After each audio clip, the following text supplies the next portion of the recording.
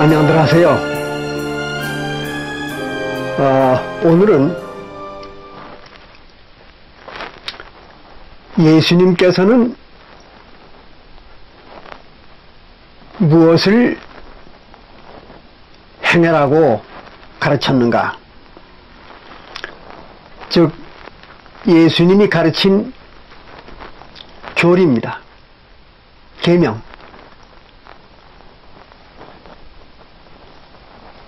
그것에 대해서 우리 같이 이야기를 나눠보겠습니다. 물론 지난번에 우리가 몇 가지를 같이 살펴봤습니다. 그러나 오늘날 기독교를 믿는다는 많은 사람들이 전혀 그 예수님이 가르친 바도 없는 이런 교리들을 만들어 가지고 지키느라고 아주 난리들을 칩니다. 그리고 과연 그들이 행하는 일들이 예수님이 가르친 것인가? 또 과연 성경적인가?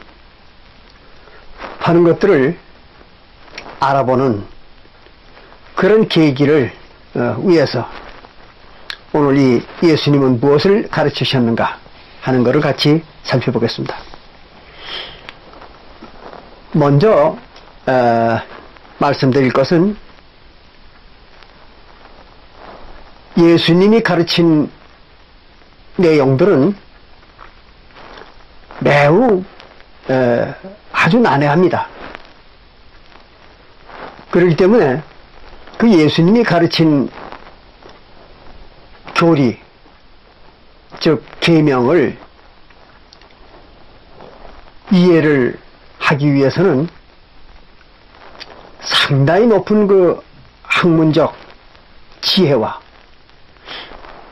총명이 있어야만 합니다.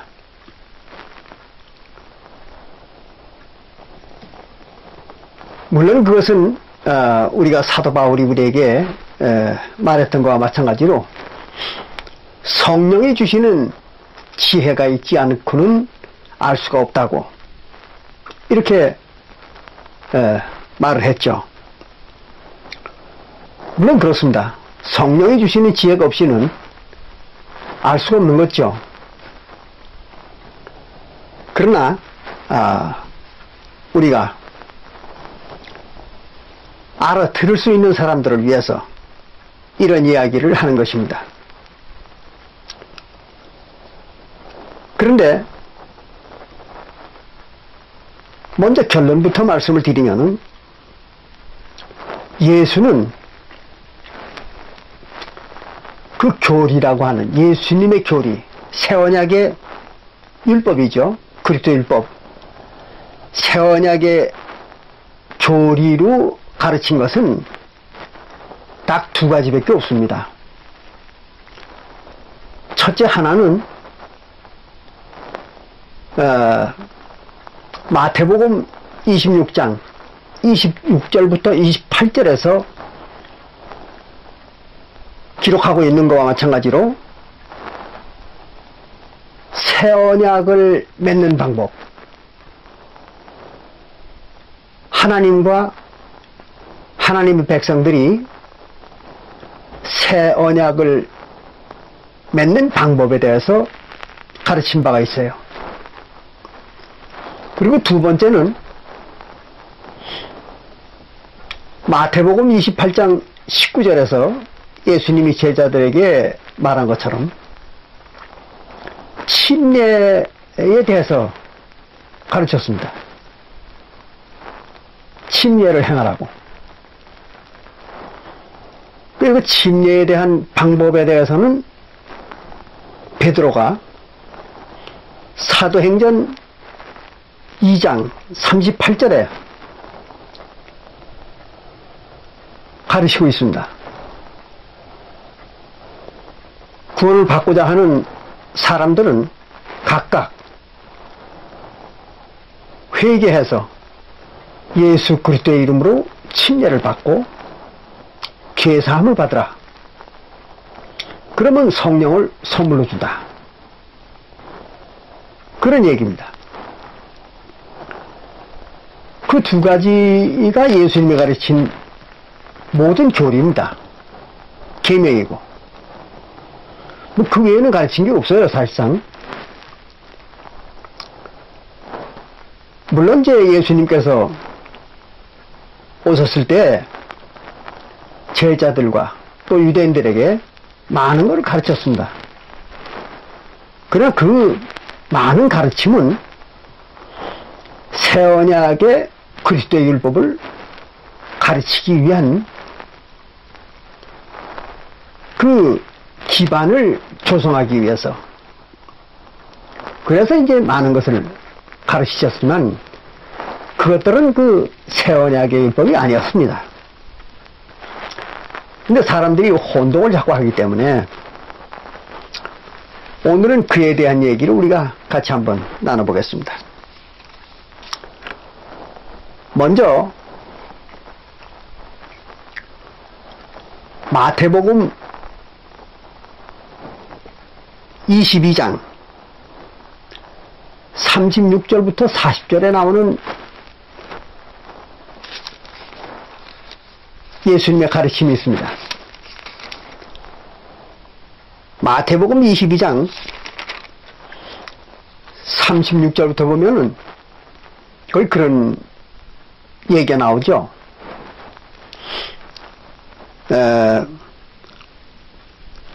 어떤 율법사는 유대인들 중에서 율법을 가르치는 자들을 갖다 율법사라고 이렇게 얘기합니다. 그러니까 유대인들 댁에 그 당시 예수님이 오셨을 때 유대인들에게 율법을 가르치는 선생들입니다. 그들이 율법사입니다. 근데 그 율법사라는 사람들이 그 중에 이제 한 사람이 자기간에는 예수를 시험해 보려고 와가지고 예수님한테 물었습니다. 율법 중에 어느 율법이 큽니까? 이렇게 물었어요. 그때 이제 예수님이 대답하기를 이렇게 대답을 했습니다. 네 마음을 다하고 목숨을 다하고 뜻을 다하여 주 너의 하나님을 사랑하라 하셨으니 이것이 크고 첫째 되는 계명이요 그랬어요. 즉 하나님을 사랑하는 계명이 첫째 되고 그리고 큰 것이다. 그런 얘기입니다. 그러니까 더 중요한 것이다 이런 얘기죠. 그러니까 하나님을 사랑하는 거, 그 법이 더 중요한 법이다. 그런 얘기입니다. 그 하나님을 사랑하는 법은 어떤 법을 말하는가 하면 제사제도를 말하는 겁니다. 구약 모세율법의 제사제도. 그게 하나님을 사랑하는 법입니다. 그리고 그 뒤에는 예수님이 뭐라 그러는가 하면 둘째는 그래서 둘째는 그와 같으니 네 이웃을 네 몸과 같이 사랑하라 하셨으니 이 두 계명이 온 율법과 선자의 강령이라 그랬어요.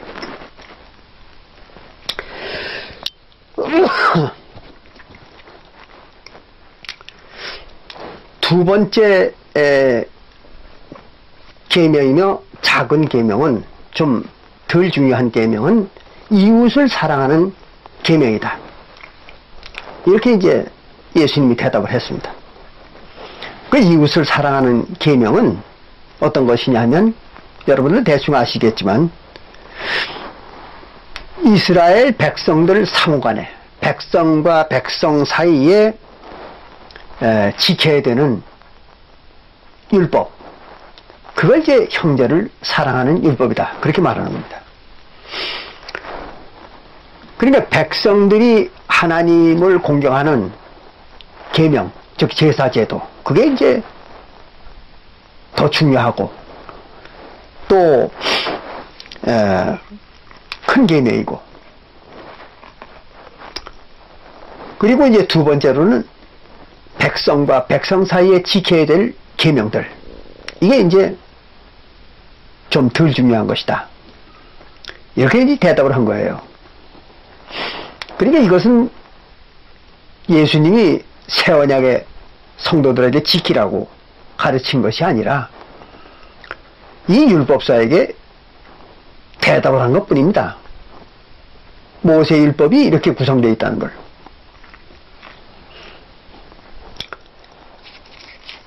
자, 그런데 마태복음 19장 16절에는 또 이런 말이 기록되어 있어요. 어떤 사람이 예수님에게 말하기를, 선생님이여, 내가 무슨 선한 일을 하여 영생을 얻으리까? 그랬어요. 영생을 얻겠느냐? 그 영생 얻는 방법을 예수님한테 물었던 거예요, 어떤 사람이. 그랬더니 예수님이 말하기를, 어찌하여 선한 일을 내게 묻느냐? 선한 이는 오직 한 분이시니라. 그래 놓고 대답하기를, 네가 생명에 들어가려면, 그랬어요. 하늘 생명이죠. 예, 생명에 들어가려면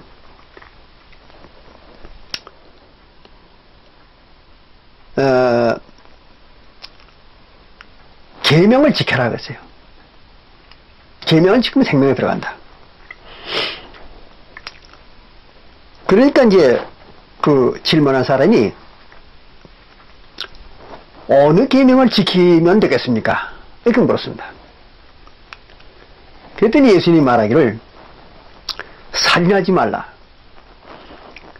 간음하지 말라, 덕질하지 말라, 거짓 증거하지 말라, 네 부모를 공경하라, 또 네 이웃을 네 몸과 같이 사랑하라 하신 것이니라 그랬어요.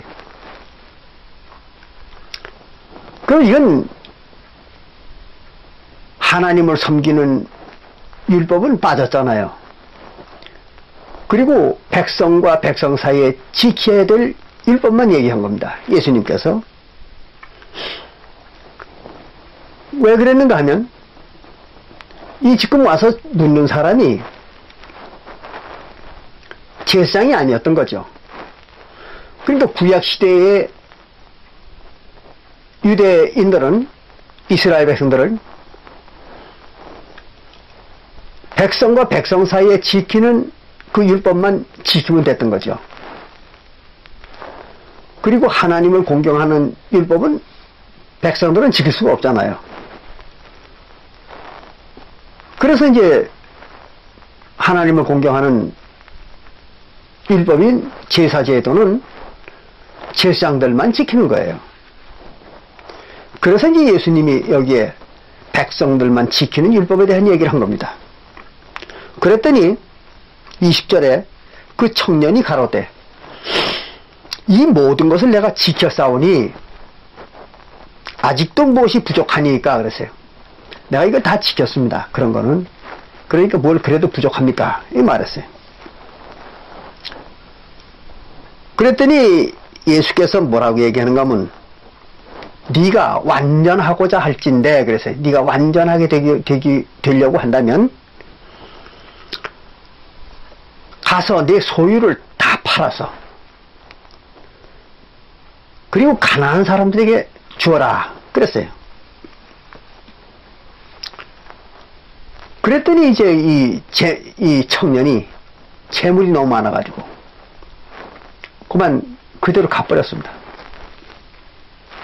그랬더니 예수님이 이제 제자들한테 말하기를,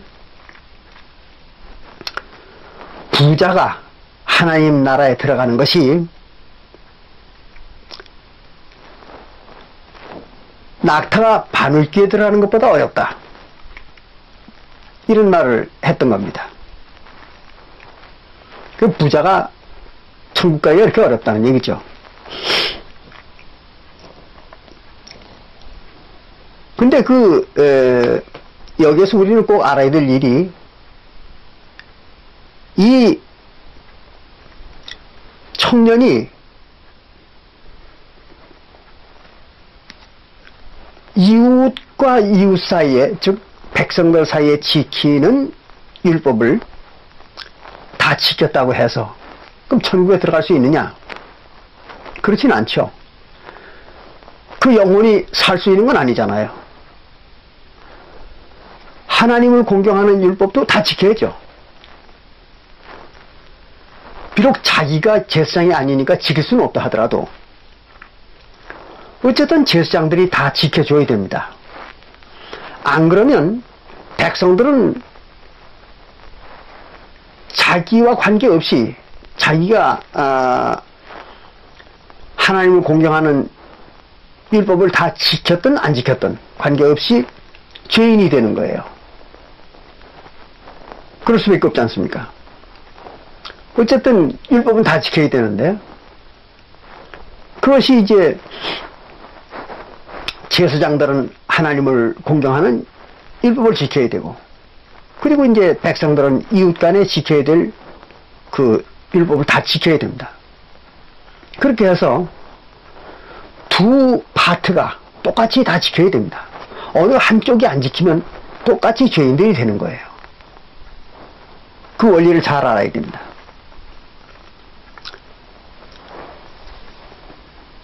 그런데 에스겔서 18장 4절과 20절에는 분명히 죄를 범하는 영혼은 죽으리라 그랬어요. 그 죄를 범한다는 게 뭡니까? 율법을 범하는 거죠.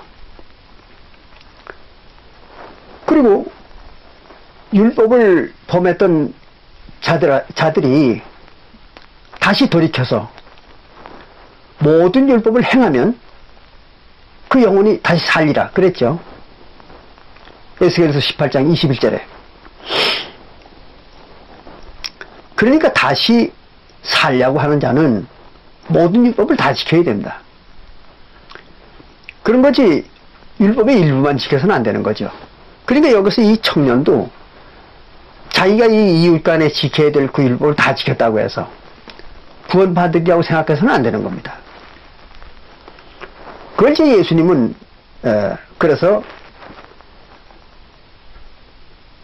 네가 가지고 있는 소유를 다 팔아서 가난한 자들을 주고 나를 따라와라 하는 얘기는 나를 따라와서 구원받는 방법을 배우라 그런 얘기죠.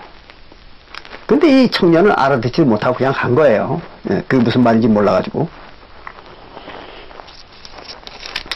또 우리가 누가복음 10장 25절부터 보면 또 여기는 이런 말이 기록되어 있습니다. 어떤 율법사가 일어나 예수를 시험하여 가라되, 이것도 예수님을 시험하는 겁니다. 가로되 선생님 내가 무엇을 하여 영생을 얻으리까 그랬어요. 내가 뭘 하면 영생을 얻겠습니까? 그리고 이제 물어봤더니 예수께서 말하기를 율법에 무엇이라 기록하였으면 네가 어떻게 읽었느냐 그랬어요. 그랬더니 그 사람이 대답하기를 네 마음을 다하며 목숨을 다하며 힘을 다하며 뜻을 다하여 주 너의 하나님을 사랑하고 또한 네 이웃을 네 몸과 같이 사랑하라 하였나이다. 그렇게 대답을 했어요. 그런데 우리가 조금 전에 살펴봤던 얘기죠. 즉 하나님을 사랑하는 법과 이웃을 사랑하는 법, 이 두 가지가 있다는 얘기죠. 그걸 지금 얘기한 겁니다. 율법사가. 그랬더니 예수께서 말하기를 네 대답이 옳도다 그랬어요. 맞다 이거야 네 말이. 그럼 그걸 행하라 그랬어요. 네가 그렇게 안다면은 그걸 행하라. 그러면 살리라. 즉 영생한다 이거죠.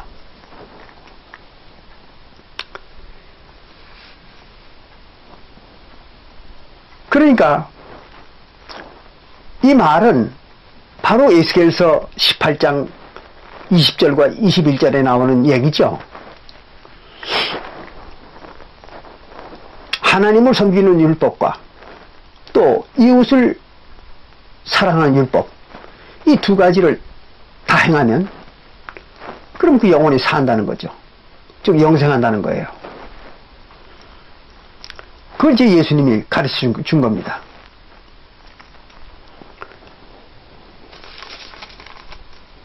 물론 그 뒤에 이제 뭐 이웃에 대한 이웃이 누구냐 하는 문제를 가지고 이 율법사와 예수님 사이에 이제 이야기가 오고 가는 장면이 나옵니다. 그러나 그건 중요한 게 아닙니다. 그것은 하나의 그 율법사하고 예수님 사이에 논쟁을 했던 것 뿐이지 그건 율법과 관계가 없습니다.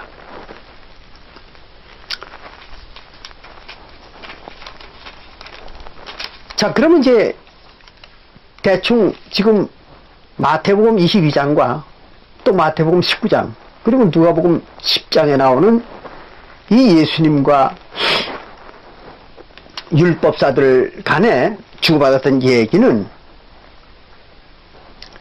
유대인들과 예수님 사이에 주고받은 그 원론적인 얘기입니다. 즉, 구약 시대의 율법에 해당하는 원론적인 얘기를 했던 거예요. 그것이 이제 바로 에스겔서 18장 4절부터 21절의 얘기죠. 그거를 이제 서로 아는지 모르는지를 주고받았던 얘기입니다. 그러니까 별로 중요한 게 아닙니다. 그건. 그럼 이제 예수님이 실제로 그 제자들을 앉혀놓고 가르쳤던 장면들이 있습니다. 거기 이제 보면 사실 거기에 이제 예수님의 실제 가르침이 나오죠. 거기부터 보겠습니다. 마태복음 이제 5장 1절부터 보면은 여기 이제 예수님이 제자들을 앉혀놓고 가르치는 장면이 나옵니다. 예수께서 무리를 보시고 산에 올라가 앉으시니 제자들이 나온지라 그랬어요. 제자들이 나오더라 그런 얘기. 그래서 입을 열어 가르쳐 가라사대 예수님이 가르치는 거예요. 제자들에게. 이게 무슨 가르침을 주는가 하면 뭐 심령이 가난한 자는 복이 있나니 천국이 저희 것임이라. 그럼 이거는 행위의 법이 아니잖아요. 그죠? 뭘 하라는 게 아니잖아요. 마음을 어떻게 가지라는 거죠. 마음을 어떤 자세로 가져라. 그런 얘기죠. 그래서 심령이 가난한 자. 이게 무슨 말이냐면 영혼이 가난하다는 말은 뭘 많이 아는 척을 안 하는 사람을 말하는 거예요. 자기가 무엇을 많이 안다고 생각하는 사람, 또 많이 아는 척하는 사람들은 심령이 가난한 자가 아니라 부요한 자입니다. 마음이 부요한 자를 그렇게 얘기하는 거예요. 그러나 심령이, 즉 마음이 가난하다, 그 말은 무슨 말이냐면 자기가 가난하게 생각한다는 얘기입니다. 그래서 많은 걸 알지 못하는 것처럼 생각하는 사람, 그런 사람이 천국의 소유자가 된다, 그런 얘기입니다. 왜 그러냐면 뭘 많이 안다고 생각하는 사람들은요 절대로 남의 얘기를 안 듣습니다. 그리고 남한테 뭘 배우려고 하지 않아요. 그러니까 새로운 지식이나 새로운 진리를 배울 수가 없죠. 그런 사람들은 교만이 가득해가지고 자기가 무슨 엄청 많이 뭘 안다고 그렇게 생각하는 사람들, 남의 얘기 안 들어요, 그런 사람들은. 그러니까 새로운 지식 또 새로운 진리를 배울 수가 없는 거죠. 모르니까. 그렇게 새로운 지식을 배울 수가 없으니까 천국에 대한 지식도 배울 수가 없을 거 아니에요. 그래서 천국 못 가는 거죠, 그런 사람들이. 그래서 첫째는 마음이 가난해져요. 그러니까 자기가 아는 것이 부족하다. 더 많은 것을 사람들. 그런 사람들이 이제 천국 복음을 받아들이는 겁니다. 그래 이렇게 얘기한 거예요. 이게 마음에 대한 얘기죠. 그 다음에 애통하는 자는 복이 있나니 저희가 위로를 받을 것입니다. 애통하는 자. 왜 애통할까요? 그걸 뭐냐면 자기 자신이 죄인이라고 생각하는 것입니다. 하나님 앞에서 죄인이라고 이렇게 생각하는 사람, 그 복을 받는다는 거죠. 그러나 자기가 죄 없다고, 자기가 하나님 앞에서 아주 의롭다고 이렇게 큰소리 치고 자신만만해 하는 사람들, 그런 사람들은 뭐 하나님한테 아순소리 할 필요 없잖아요. 그러니까 천국을 얻기는 어렵죠. 그 얘기입니다. 또 온유한 자는 복이 있나니 저희가 땅을 기업으로 받을 것이며, 이걸 뭐 어떤 교회에서는 뭐 땅을 기업으로 받는다 그러니까 재산을 받는다 이렇게 생각하는 교회들이 있어요. 이건 재산을 말하는 게 아닙니다. 땅이 뭡니까? 땅은 우리가 흙이라고도 하고 밭이라고도 하는 하나님의 백성들의 영혼을 말하는 거죠. 그거는 이제 우리가 마가복음 4장 20절이나 또는 시브리서 6장 7절부터 8절을 보면 그런 말이 나오죠. 땅이 하늘에서 내리는 비를 흡수하여, 그 비는 뭐예요? 진리죠. 그 땅이 비를 흡수한다. 그 말은 진리를 뭐 우리가 밟고 다니는 이 땅이 흡수할 일은 없잖아요. 그러니까 거기서 얘기하는 땅, 흙은 구원받지 못한 하나님의 백성들의 영혼을 말하는 거죠. 아직 구원받지 못한 영혼들이 진리를 받아들이면 그런 얘기를 그렇게 한 거죠. 그래서 땅이라고 그러는 건 이제 구원받지 못한 영혼들을 말하는 겁니다. 그래서 이스라엘의 그 구원받지 못한 영혼들, 그거를 이제 차지하게 되는 거죠. 그래서 이제 다스리는 겁니다. 그들을. 그 얘기입니다. 또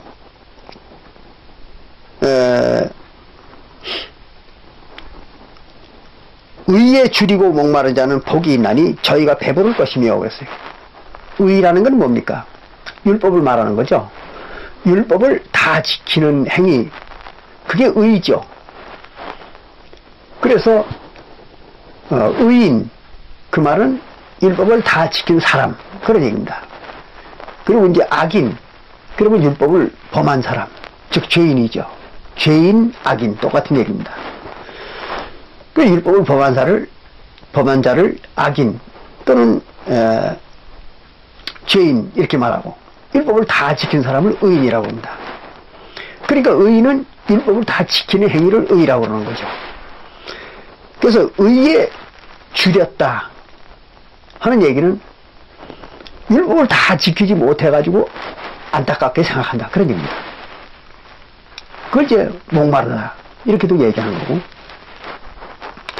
그래서 의를 다 지키지 못해서 안타까워하는 사람, 즉 율법을 다 지키지 못해서 참 안타까워하는 사람, 그런 사람이 이제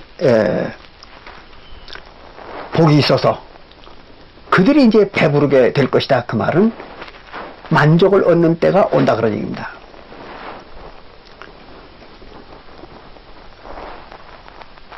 그렇지 자기가 율법을 다 지켰다고 어떤 율법사처럼 그렇게 큰 소리 치는 사람들은요, 절대로 하나님의 법을 배울 수가 없죠. 우리가 갈라디아서 2장 16절에서 읽어본 바와 마찬가지로 사람의 육체는 율법을 다 지킬 수 없다고 기록되어 있잖아요. 모세 율법은 누구도 다 지킬 수가 없는 겁니다. 그런데 아까 우리가 누가복음 마태복음 10장 19장 마태복음 19장 16절부터 에서 읽어본 것처럼 자기가 율법을 다 지켰다고 이렇게 생각하는 사람들, 그런 사람들은 곤란하죠. 율법은 인간이 다 지킬 수가 없는 겁니다.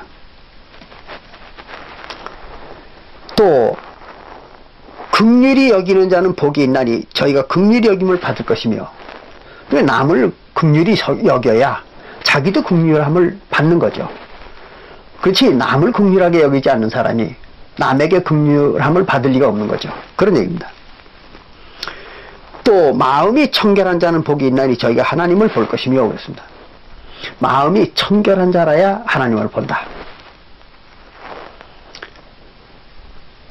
그러니까 사람이 마음을 청결에 갖는다는 것은 아주 어려운 일입니다.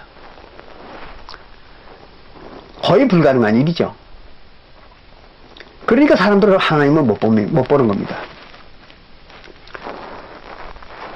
그래서 사람들은 다 자기 마음이 청결하다고 생각하겠죠.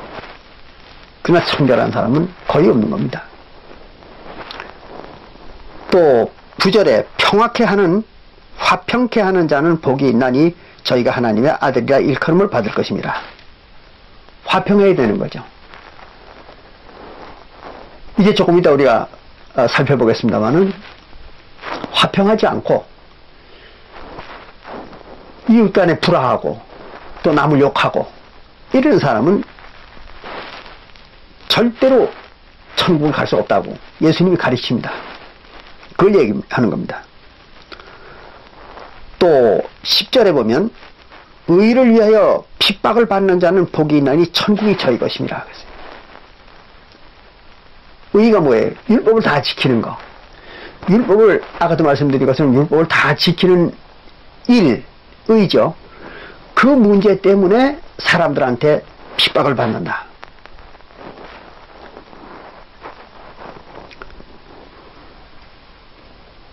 그 유대인들은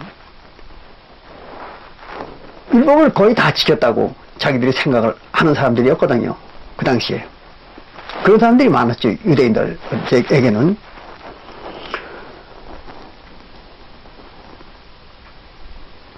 그러니까 율법을 다 못 지켜가지고 그거를 다 지키려고, 율법을 다 지키려고 유대인들한테 핍박을 받는 자, 그게 누굽니까? 예수님의 제자들이죠. 왜 그런가 하면 예수님이 가르쳐주는 방법, 즉 새 언약의 법이죠. 그거를 통하지 않고는 율법을 다 지킬 수가 없는 겁니다. 그래서 예수님의 제자들이 그것 때문에 유대인들한테 핍박을 받았던 거죠. 그런 사람들이 천국을 얻는다는 거죠. 그 얘기입니다. 그럼 여기 쭉 그 뒤에도 읽어보면은 이걸 보통 기독교에서는 팔복이라고 합니다. 팔복. 그럼 팔복이라는 말이 없어요, 여기에. 그리고 이게 무슨 육신적 복을 받는 게 아닙니다, 이거는. 근데 기독교에서는 이제 이게 무슨 기독교인들이 받는 8가지 복이다, 이런 얘기를 합니다. 웃기는 얘기죠. 기독교인들은 이런 복 받지 못합니다. 이제 뒤에 우리가 서로 얘기를 나눠보겠습니다만은 오늘날 기독교인들은 이런 복을 받지 못합니다. 어쨌든 이거는 예수님이 이제 자기 제자들에게 이런 심성, 즉 마음을 가져야 된다는 거죠. 그래서 마음의 자세에 대해서 가르친 겁니다, 이건.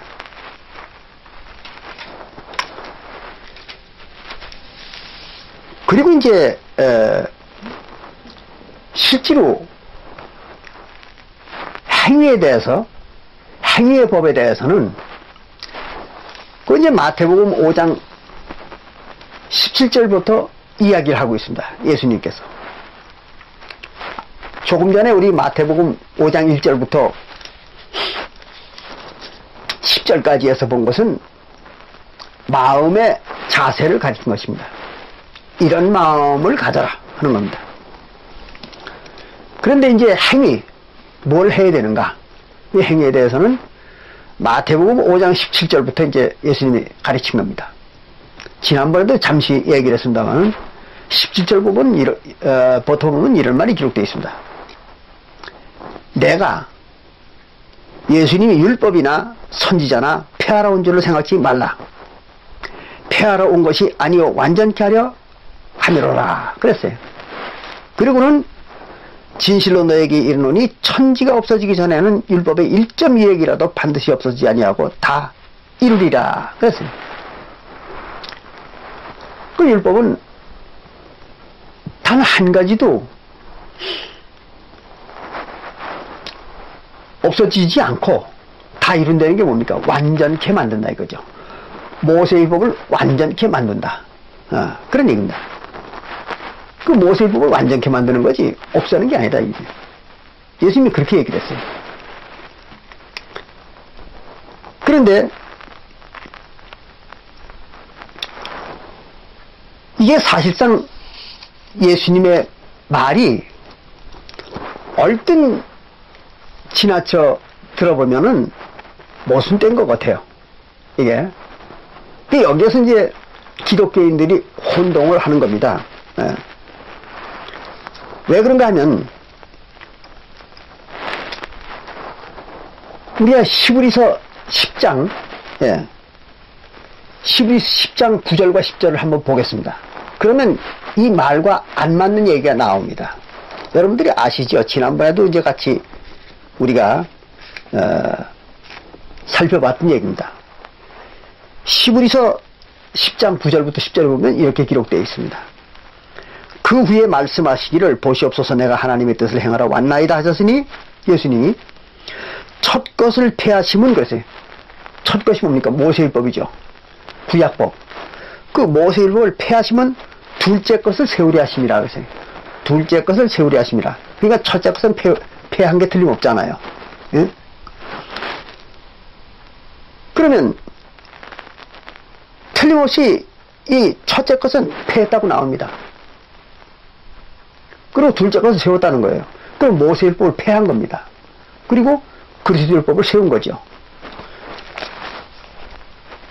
그런데 마태복음 조금 전에 우리가 읽었던 5장 17절부터 나오는 얘기는 이건 모세율법에 대한 얘기입니다.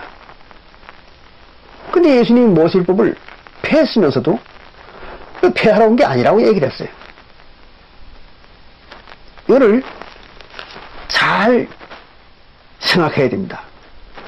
가딱하면 이게 마태복음 5장 17절과 히브리서 10장 9절부터 10절의 얘기가 모순되는 것 같이 생각이 됩니다. 그러나 이게 모순되는 게 아닙니다. 왜 모순되는 게 아닌가 하면 이런 것입니다. 마태복음 5장 17절부터 18절에 나오는 이 율법을 폐하지 않는다. 그리고 완성을 시킨다. 그 말은 모세 율법을 갖다가 예수님이 오셔가지고 완성을 시킨다는 거죠. 언제? 때가 있습니다. 언젠가 하면 예수님이 십자가에 달리기 이전에 그런 얘기입니다. 예수님이 십자가에 달리기 이전에 예수님이 모세율법을 완전케 한다는 거예요. 폐하는 게 아니라. 그리고 예수님이 십자가에서 죽으심으로써 그때부터 모세율법을 폐하는 겁니다.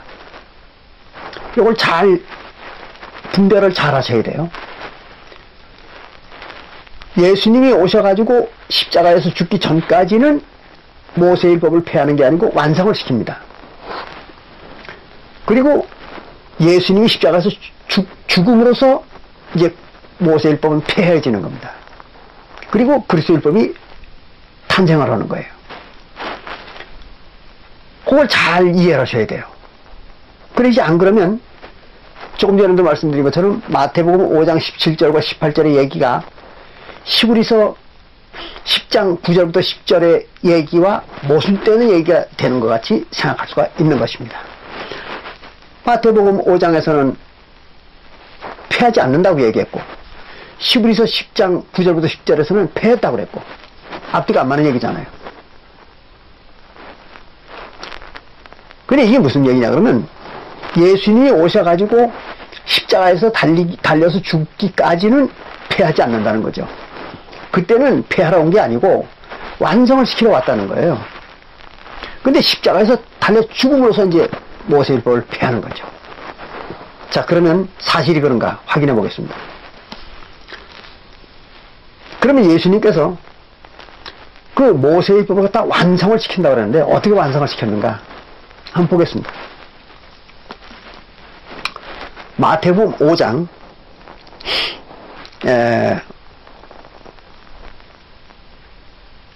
21절에 마태복음 5장 21절에 보면 이렇게 말했습니다.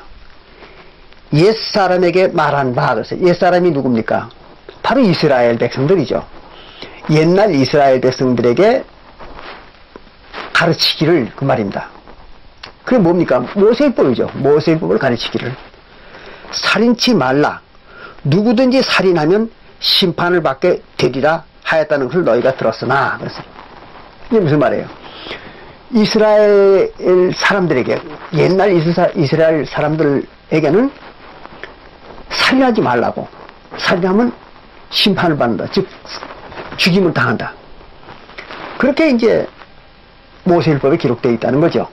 이게 모세율법 얘기입니다. 그러나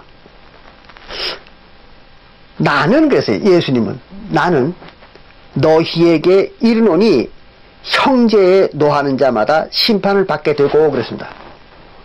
형제에게 화를 내는 자 그들이 심판을 받는다는 거예요. 죽임을 당한다는 겁니다. 여기서 얘기하는 심판은요 죽임이에요. 왜 그런가 하면 살인에 대한 얘기를 하는 거니까.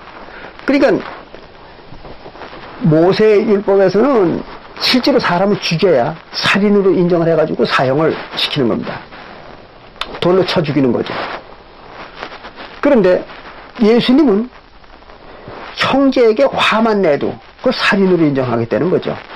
바로 그 얘기입니다. 이게 바로 모세율법을 완성시키는 겁니다. 모세율법은 불완전하다는 거죠.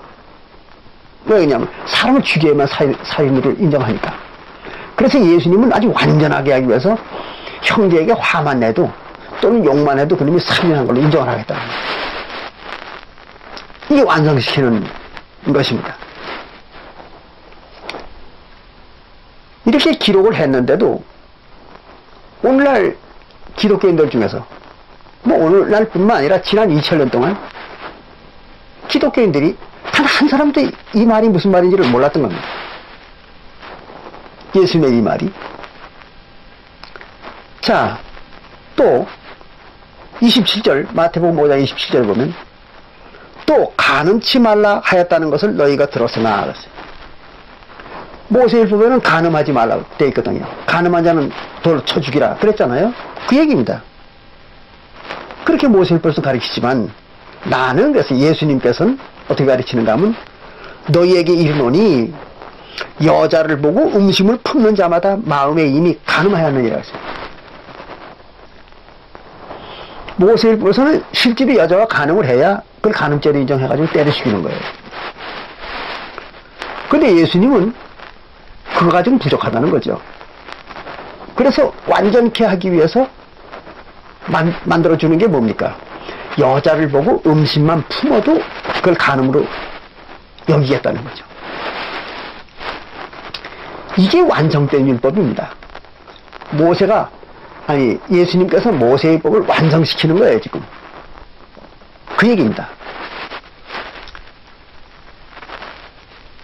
그러니까 남자로서 여자를 보고 음식을 품지 않는 사람이 어디 있습니까? 그러니까 한 사람도 예외 없이 다 죄를 짓도록 만드는 거죠. 그렇게 되면 어떻게 돼요? 영혼이 죽는 거죠. 그러니까 아주 다 죽이려고 하는 거예요. 자기 이웃을 보고 화 안 내는 사람이 어디 있습니까? 평생에 화 한 번 안 내고 사는 사람이 어디 있겠어요? 그러니까 그것도 안 된다는 거죠. 이게 이제 모세의 율법을 완성시키는 겁니다. 예수님께서. 또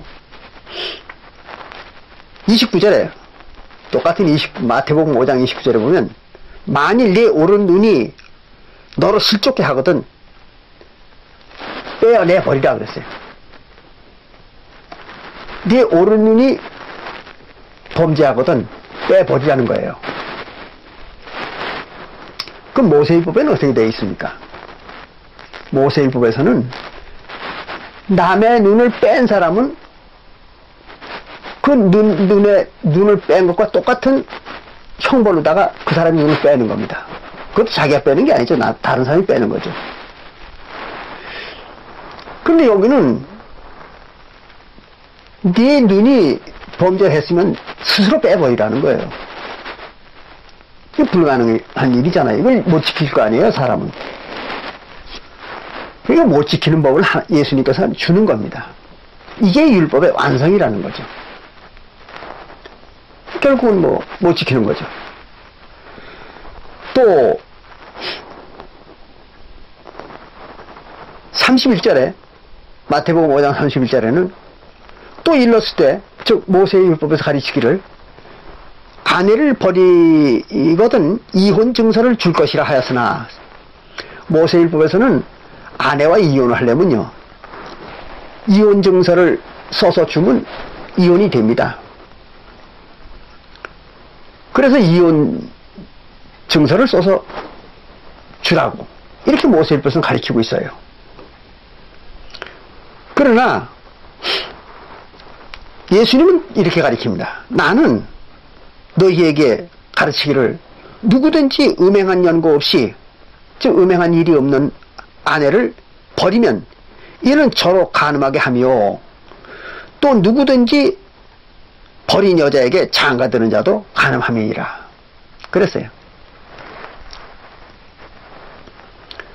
그런데 신약시대에는요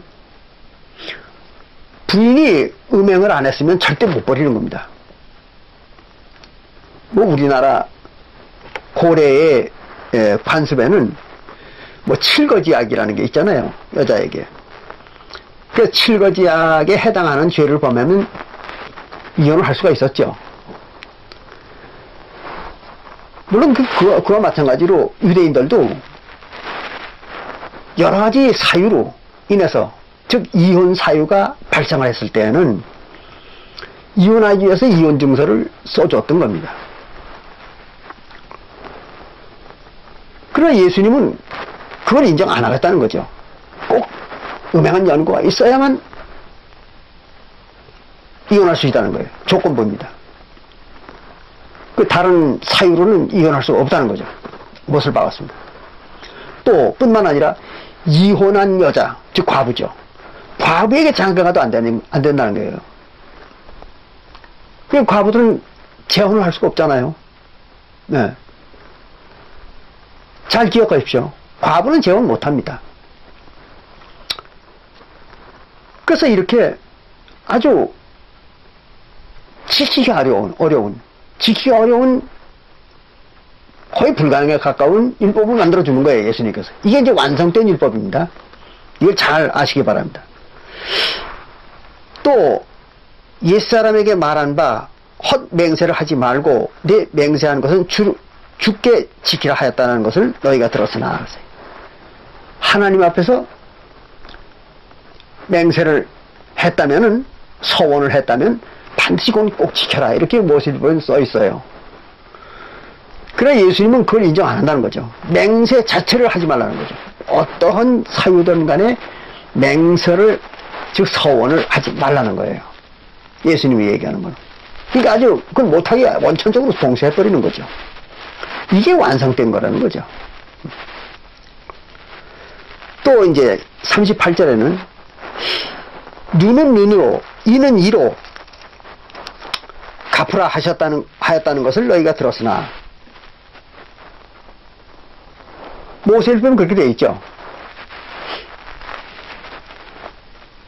피해를 받은 사람이 피해를 받은 것과 똑같은 방법으로 보복을 하라는 거죠. 그래서 눈은 눈으로, 이는 이로 갚으라, 이렇게 되어 있죠. 모세율법에는. 공평하잖아요, 그게 아주. 그런데 예수님은 그렇게 안 했습니다. 이걸 또 완전히 해주었습니다. 어떻게 완전히 해주는가 하면 이렇게 했습니다. 나는 그래서 예수님께서 너희에게 말하기를 악한 자를 대적하지 말라 그랬어요. 네가 피해를 입었더라도, 어떤 피해를 입었더라도 그걸 보복하지 말라는 거죠. 그리고 누구든지 네 오른편 뺨을 치거든 왼편도 돌려대며 그랬어요. 그러니까 오히려 피해를 받은 자가 가해자에게 오히려 더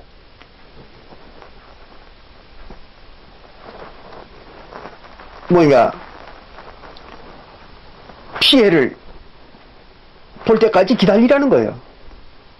또는 그렇게 상대방에게 아량을 베풀라는 겁니다. 그리고 너를 송사하여 속옷을 가지고자 하는 자에게 겉옷도 가지게 하며, 오히려 상대방에게 어떤 피해를 받았으면은 오히려 더 그 사람에게 가해를 할 수 있도록 도와주라는 거예요. 그건 누가 할 수 있습니까? 불가능한 일이잖아요. 이런 불가능한 일을 갖다 예수님께서 가르치는 겁니다. 또 오리를 가게 하거든 억지로 심리를 또 가라는 거예요. 한술 더 뜨라는 거죠.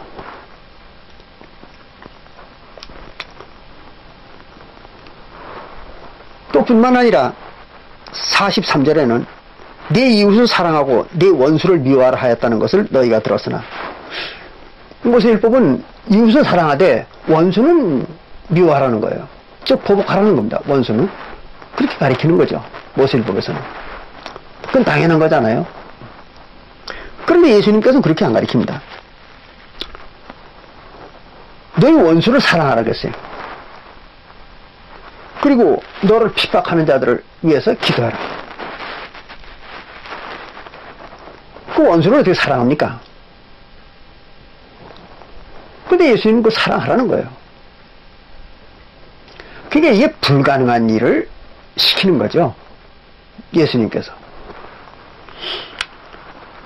이게 이제 이런 일들이 바로 이제 모세 율법을 완성시킨 내용입니다.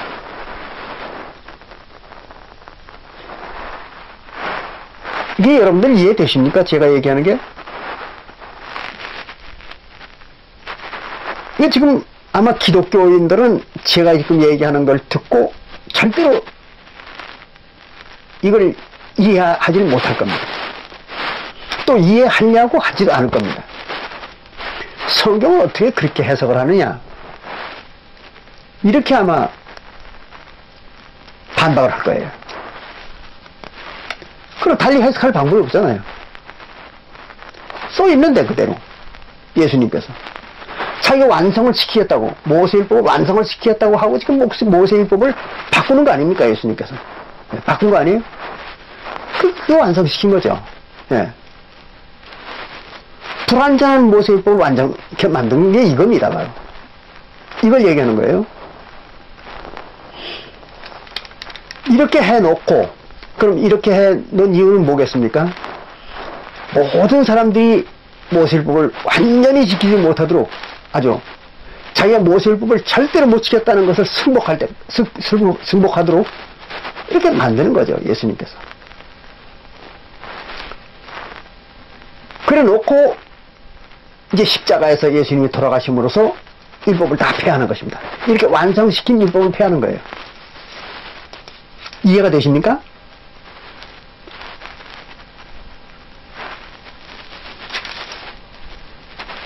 그래서 이게 참으로 어려운 얘기입니다. 그렇게 이해를 못하는 거죠. 예수님께서 지금 제가 설명하는 것처럼 이런 방법으로 율법을 완성했으리라고는 아무도 생각을 못했던 겁니다. 지난 2000년 동안 아무도 이걸 이해를 못했던 거예요. 맞잖아요. 예. 그렇게 율법을 완성시킨 거 아니에요, 예수님께서. 그래서 그 뒤에 보면 이제 뭐 기도하는 것도 뭐 이렇게 사람들 있는 데서 기도하지 말고 골방에 들어가가지고 기도하라. 또 무슨 금식할 때에도 자기가 금식하는 것을 남들이 눈치채도록 그렇게 초라한 모습을 가지고 해가지고 금식하지 말라. 그 숨기라는 거죠, 남들에게. 이런 모든 것이 다 구약 때의 이스라엘 백성들이 행하던 율법 행위하고는 완전히 다른 거죠.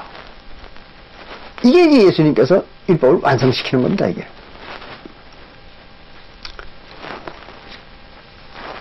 물론 거기에 이제 기도문을 이제 예수님이 만들어준 장면이 나오는데, 그거는 또 좀 별도의 문제입니다. 그건 나중에 이제 설명드리고요. 그건 여기에 해당되지 않습니다. 그리고 이제 무슨, 비판도 하지 마라. 이웃을 비판하지 말라. 이런 얘기. 그럼 이웃이 잘못한 건 잘못해서 얘기를 해야 되는데, 그걸 비판하지 말라는 거예요, 예수님께서. 그것도 어려운 일 아니에요. 잘못한 걸 뻔히 보고 알면서 어떻게 비판을 안 합니까? 그 못하게 비판 자체를 원천적으로 봉쇄해버린 거예요, 예수님께서.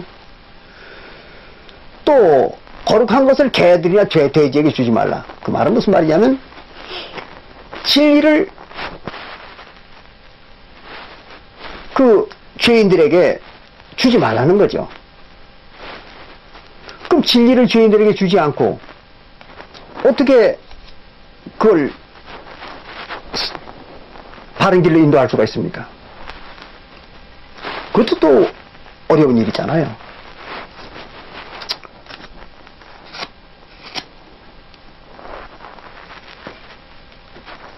그리고는 이제 마지막에 가서 뭐라고 예수님이 말씀하셨는가 하면 이랬습니다. 마태복음 7장 12절에 보면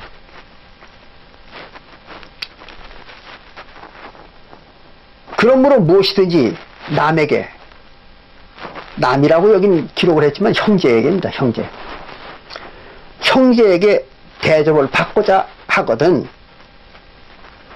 너희도 형제를 대접해라. 이것이 율법이요 선지자니라 그랬어요. 그러니까 새언약 시대에 와가지고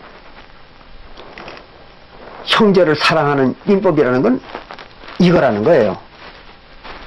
모세율법에는 이런 율법이 없어요.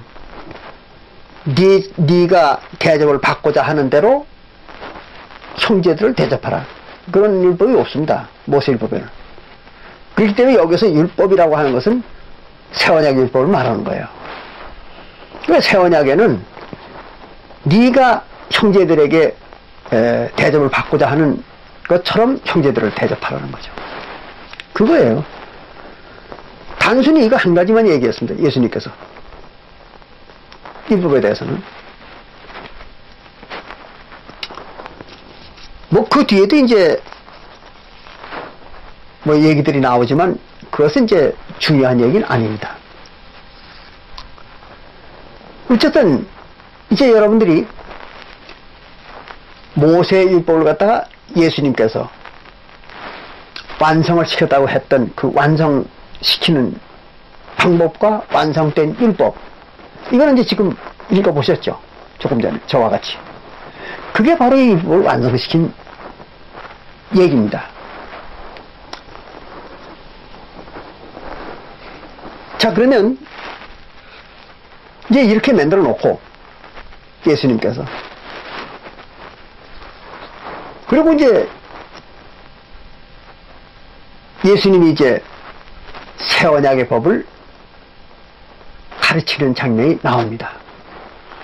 조금 전에 우리가 본 것은 모세율법을 완성시킨 장면이고, 그 다음에 이제 실제로 새 언약에 대해서, 즉 새 언약의 법에 대해서 예수님이 이제 간헐적으로, 그것도 뭐 일목요연하게 가르친 게 아니라 간헐적으로 조금씩 가르쳐 놨던 거예요.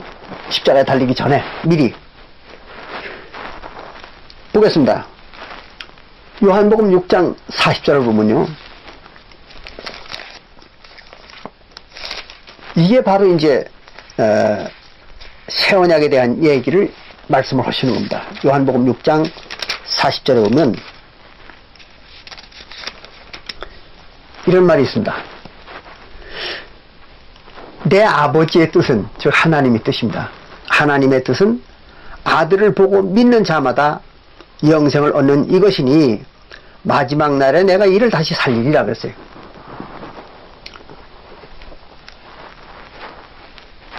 예수님을 보고 믿는 자들, 그 예수님을 보고 믿는 자들을 갖다가 영생을 주려고 하는 것이다, 그런 얘기예요. 그리고 예수님을 보고 믿는 자들을 갖다가 어떻게 한다고 그러면 마지막 때에 다시 살린다고 그랬어요. 이걸 잘 이해하셔야 됩니다. 왜 예수님이 예수님을 보고 믿는 자들을 그냥 구원 주면 될 거 아니에요. 예수를 믿기만 하면 구원 얻으리라. 요한복음 3장 16절. 기독교인들이 맨날 중연불하듯이 외우는 구절이 있잖아요. 요한복음 3장 16절. 예수를 믿으면 구원 얻으리라고 했잖아요. 근데 왜 여기는 예수를 믿는 자들을 구원 안 주고, 나중에, 마지막 때에 살려준다, 이런 얘기를 했을까요? 이 얘기는 이런 겁니다. 예수를 믿는 자들이 구원을 얻을 자들인데, 이건 이제 예수님 십자가 달리기 전인 얘기잖아요. 그러니까 십자가에 달리기 전에 예수를 믿는 자들이 장차 구원을 받을 자들인데, 그들을 이제 언제 구원을 주느냐 그러면 마지막 때, 즉 말세에 그들을 구원 준다, 그런 얘기입니다. 지금 주는 게 아니고, 이건 예수님이 십자가에 달리기 전이에요. 근데 그 말세는 언제입니까? 바로 우리가 사도행전 2장 17절이라든지 또는 베드로전서 1장 20절에서 보면은 예수님이 십자가에서 죽은 이후에, 이제 새 언약 시대죠. 예수님께서 십자가에서 죽은 이후에 소위 70년까지 그 새 언약 시대죠. 그때가 바로 말세라 그랬죠. 그리고 마지막 때입니다. 그때가. 그때 구원 주는 거예요. 그때 살려주는 겁니다. 이게 그 얘기예요. 그러니까 예수님이 지금 십자가 달리기 전 얘기잖아요. 전에 나를 믿는 자들은 이제 장차 구원을 받을 자들인데, 그들을 살려주는 것, 그들의 죽었던 영혼을 살려주는 것은 언제냐? 마지막 때, 즉 말세에. 그때 이제 그들을 살려준다는 거죠. 그럼 말세는 언제입니까? 예수님이 십자가에서 달리고 난 다음부터 서기 70년까지, 그때가 말세죠. 종말이라고. 그렇게 이제 성경에는 누차 기록되어 있지 않습니까? 이걸 잘 이해를 해야 됩니다. 그 구분을 잘 해야 돼요. 그래야지 그냥 덤벙덤벙 성경을 이렇게 덤벙덤벙 봐서는 안 됩니다. 그럼 전혀 이해를 못 합니다. 그리고 이제 요한복음 6장 44절에 보면 이렇게 기록했죠. 나를 보내신 아버지께서 이끌지 아니하면 아무라도 내게 올 수 없으니 오는 그를 내가 마지막 날에 다시 살리리라 그랬어요. 똑같은 얘기죠. 근데 이건 조금 앞에서 얘기한 말과는 조금 다른 부분이 있어서 이제 읽어드린 겁니다. 어떤 게 다른 부분이 있는가 하면, 마지막 날에 그들을 살려준다는 얘기는 똑같아요. 그렇잖아요? 말세, 즉 예수님이 십자가에 죽었다가 부활하신 이후에 이제 살려주겠다는 얘기죠. 그들의 영혼을. 그건 똑같은 얘기입니다. 그런데 아버지께서 이끌지 아니하면 그랬어요. 그 말은 무슨 말이냐면 하나님께서 구원을 주려고 하지 아니하면 그 말입니다. 하나님께서 구원을 주려고 하지 아니하면 아무라도 예수님께 올 수 없다 하는 얘기는 구원을 받지 못한다는 얘기죠. 그 얘기입니다. 그게 전제 조건이죠. 아무나 그냥 예수를 믿는다고 구원 주는 게 아니라는 얘기죠. 잘 구분해야 돼요. 뭐 예수를 믿는 자는 구원을 주리라. 택도 없는 얘기죠. 오늘날 지구상에서 기독교를 믿는 사람들이 예수 안 믿는 사람은 어디 있습니까? 다 예수 믿잖아요. 그럼 그 사람들이 다 구원받아야 될 거 아닙니까? 그들이 다 구원받습니까? 아니잖아요. 뭐 기독교인들 저들 자신이 그걸 부인합니다. 기독교인들 스스로가 예수 믿는다고 다 구원받는 게 아니라고 그렇게 인정하고 있어요, 자기들도. 그러니까 예수 믿는 교회들끼리 서로가 뭐 2단이니 뭐 3단이니 하고 싸움질을 하는 겁니다. 2단이 뭐예요? 구원 못 받는 자들이라는 얘기죠. 근데 만약에 정말로 기독교인들이 얘기하는 것처럼 예수를 믿는 자들이 다 구원받는다면 어떻게 예수를 믿는 자들을 보고 예수를 믿는 자가 2단이라고 합니까? 말이 안 되는 얘기죠. 논리적으로 맞지 않는 얘기 아니에요. 그렇게 되면. 여기도 그 얘기입니다. 예수를 믿는 자가 구원을 받긴 받지만 예수를 믿는다고 해서 다 구원받은 건 아니라는 거죠. 하나님이 택한 자들이라야 구원받는 거예요. 그래서 하나님이 이끌지 않으면, 즉 택해주지 않으면 절대로 구원을 받지 못한다는 얘기죠. 그건 사도시대에 똑같은 얘기입니다. 그런데 누가 택함을 받고 누가 택함을 안 받는지 어떻게 압니까? 다 예수를 믿는다고 그러는데. 그러나 2000년 전 사도시대에는 이걸 잘 아셔야 돼요. 2000년 전 사도시대에는 하나님이 택하신 자가 아니면 예수를 믿을 수가 없었던 겁니다. 그래야 말이 맞는 거잖아요. 사도시대에는요, 하나님이 택하지 않은 자는 예수를 믿을 수가 없었던 거예요. 근데 오늘은 어떻습니까? 오늘은 어떻습니까? 뭐 개도 믿고 돼지도 믿고 다 믿습니다, 요즘에는. 예수 믿지 않는 사람들이 어디 있어요? 오늘날. 교회라고 차려놨으면 다 예수 믿는 겁니다. 그러잖아요. 그러면서 서로 또 이단이라고 싸움질하고 있어요. 말이 맞는 겁니까? 더구나 지난번에 우리가 구원받는 자 숫자가 몇 명이라고 했습니까? 14만 4천 명이라고 나와 있잖아요. 요한계시록 14장 1절부터 5절에 명확히 그 14만 4천 명은 구원받는다고 나와 있어요. 또 요한계시록 21장 16절과 17절을 이해하는 사람이라면 정확히 14만 4천만 구원받는다는 걸 알 수 있잖아요. 그뿐입니까?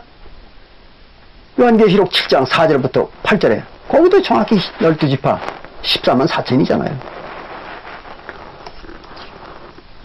그런데 지금 전 세계에서 예수를 믿는 기독교인들 숫자가 얼마입니까? 20억이 넘는다고 그러지 않았습니까?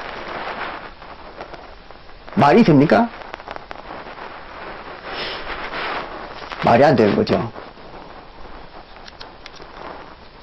이런 그 황당한 현상이 기독교 현상입니다. 자, 어쨌든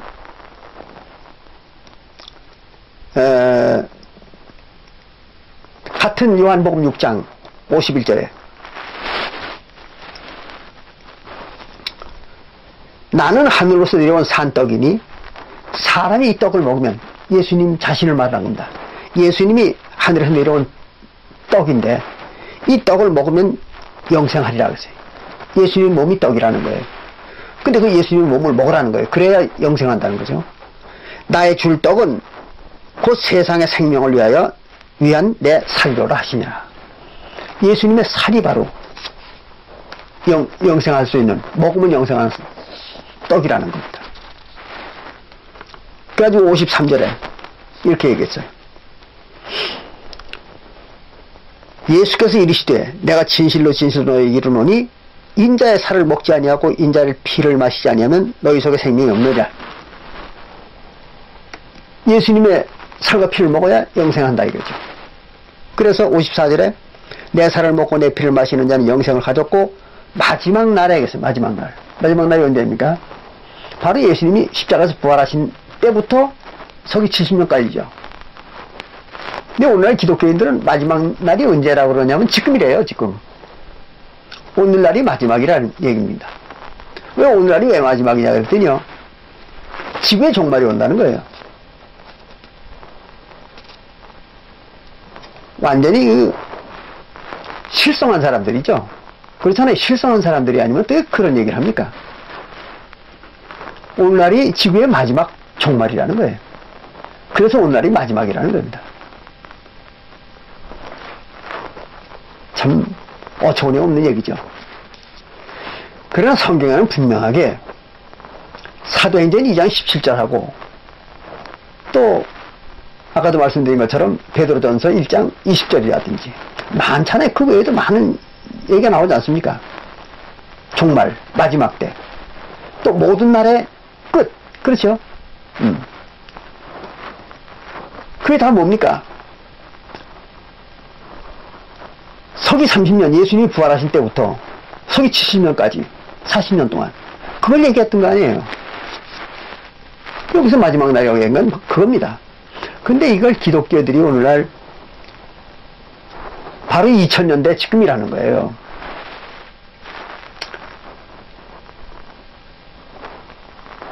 그것도 그 말에 속아가지고요, 뭐 교회에다 갔다가 재산을 바치고 몸을 바치고 시간을 바치고 다 바칩니다. 참 어처구니 없는 얘기들이죠. 그래서 이제 여기 얘기가 그겁니다. 54절에, 요한복음 6장 54절에 마지막 날에 내가 그를 다시 살리리니 내 살은 참된 양식이고 내 피는 참된 음료로다. 그러니까 사도시대 40년 동안 그때 이제 살린다는 거죠. 영생을 주겠다는 얘기죠. 예수님께서. 그 얘기입니다. 예수님의 살과 피를 먹여가지고. 이제 조금 뒤에 예수님의 살과 피를 어떻게 먹이나, 요건 이제 우리가 설명을 또 하겠습니다. 이게 전부 언제적 얘기입니까? 사도시대 얘기잖아요. 오늘날 얘기가 아닙니다. 근데 오늘날 기독교애들이요, 그 무수히 많은 기독교애들이 이게 오늘날 얘기라고 빡빡 우기는 겁니다. 그래야 이제 저희들이 돈도 좀 벌어먹고, 그 어리버리한 사람들, 그런 사람들을 속여가지고 돈을 착취하고, 그래서 부귀영화를 누리겠으니까 이게 오늘날 일이라고 빡빡 우기고 사람들을 세뇌를 시키고 앉아있는 거예요.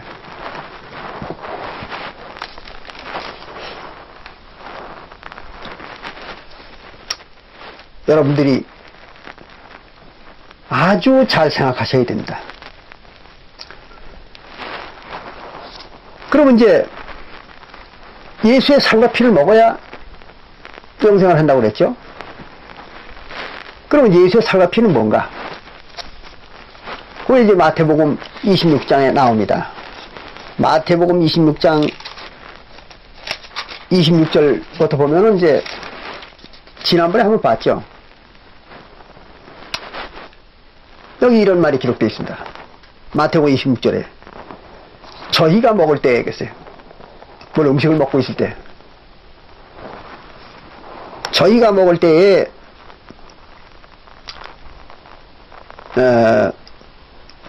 예수께서 떡을 가지사, 예수님이 떡을 가지고 축복하시고 그래서 이제 축복 기도를 했습니다. 그리고 떼어 제자들을 주시며 가라사대 받아 먹으라. 이게 예수님의 몸이다 이거죠. 그 말은 무슨 말이면 예수님의 살이라는 거예요. 뭐가 떡? 예수님이 축복한 떡. 그게 이제 예수님의 살이라는 거죠. 하시고 또 잔을 가지사 포도주잔을 들고 사례하시고 저에게 주시며 가라사대 너희가 다 이것을 마시라. 그 포도주를 마시라는 거예요. 그러면서 말하기를 이것은 그랬어요. 지금 이 포도주죠. 포도주는 예수님이 축복 기도한 포도주는 죄사함을 얻게 하려고 많은 사람을 위하여 흘리는 바 나의 피 곧 언약의 피라 했어요. 이게 언약을 맺는 피라는 거예요. 뭐가 포도주. 그러니까 축복 기도한 떡은 예수님께서 축복 기도한 떡은 예수님의 살이고 예수님이 축복 기도한 피는 포도주는 예수님의 피라는 얘기죠. 이게 이제 언약입니다. 약속이죠.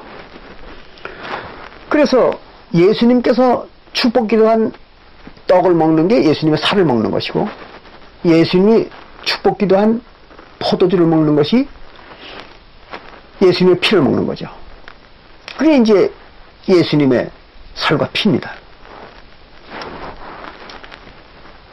이렇게 해서 이제 그걸 제자들을 먹인 거죠. 그럼 제자들에게 뭘 먹인 겁니까? 예수의 살과 피를 먹인 거죠. 축복 기도한 떡과 포도주. 그걸 먹인 거예요. 근데 이걸 먹여놓고 여기 뭐라냐면 언약의 피라고 했어요. 언약의 피. 그러면 언약의 피는 어떤 거냐? 그러면 죄사함을 주는 것이다 그랬어요. 그렇잖아요. 여기에 죄사함을 주는 것이다. 근데 어떤 사람들은요, 이걸 6월절 날 밤에 예수님이 주신 거기 때문에 6월절 떡과 6월절 포도주라 이렇게 주장하는 교회들이 있어요. 이게 이제 종교 야바위입니다. 종교를 빙자한 야바위 수법이죠. 사람들 속이는 겁니다. 교묘하게. 사람들 깜빡 속아요. 이날 분명 6월절 날이었거든요. 그러니까 6월절 떡 포도인 줄 알고 깜빡 속습니다. 그래서 야바위꾼들이 왜 야바위를 하게 되면 그 사람들이 거의 뭐 대부분 다 속아버려요. 그 야바위에. 똑같은 겁니다. 이 종교 야바위가 이렇게 하는 겁니다. 6월절 떡과 포도주가 아니죠. 그걸 어떻게 알 수 있느냐? 6월절 떡 포도주를 가지고 죄사함을 준다는 말은 절대 없습니다. 성경에. 그러면 무슨 피를 가지고 6월절 피가 아니에요. 6월절 피 가지고 죄사함 준다는 말이 없어요. 그럼 무슨 피를 가지고 죄사함 준다고 그랬는가? 보겠습니다. 보면 알 거 아니에요. 그러면 이제 무슨 피인지를, 이게 무슨 떡과 포도주인지를 알 수가 있을 거 아닙니까? 보겠습니다. 예. 로마서 3장 25절에 보면 거기 나옵니다.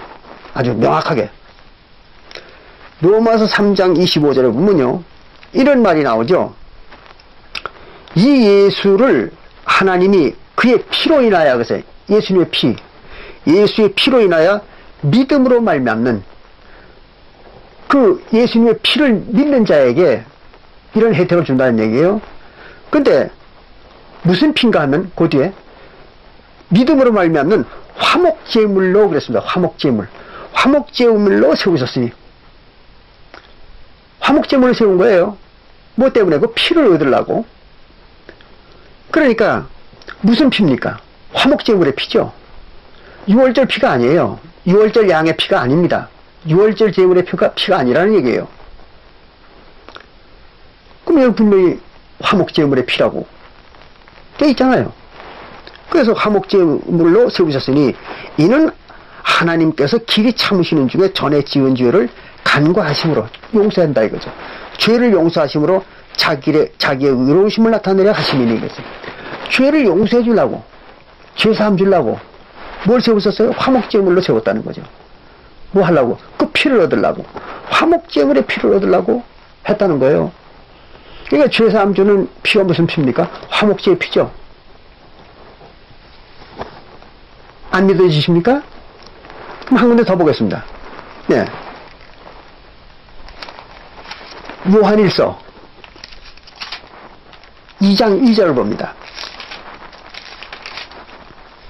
요한일서 2장 2절에 보면 여기 이렇게 써있죠. 저는 그래서 예수를 말합니다. 예수는 요한일서 2장 2절에 예수는 우리의 죄를 위한 그 말은 우리 죄를 용서해 주기 위한 그런 얘기입니다.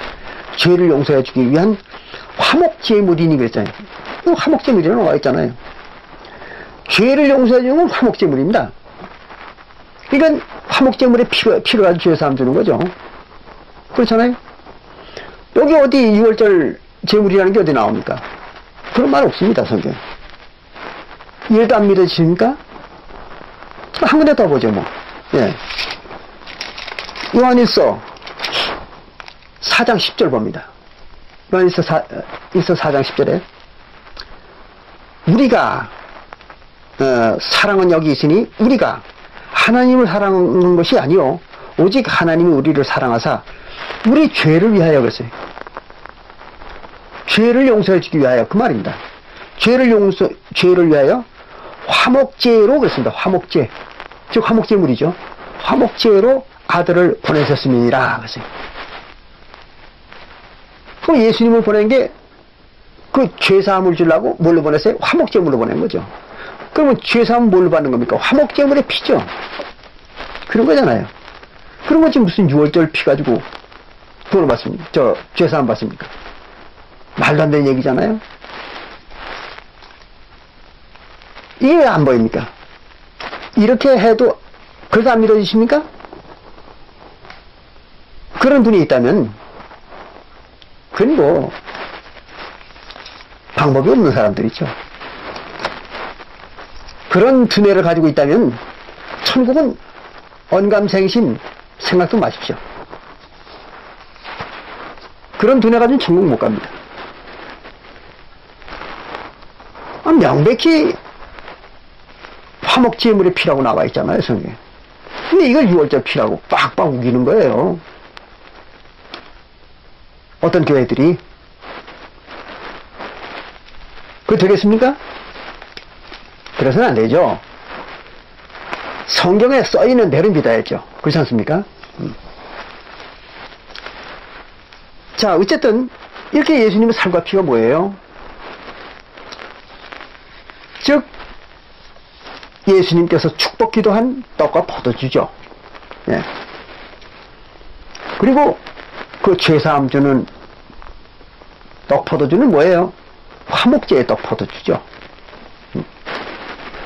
그걸 잘 아셔야 된다.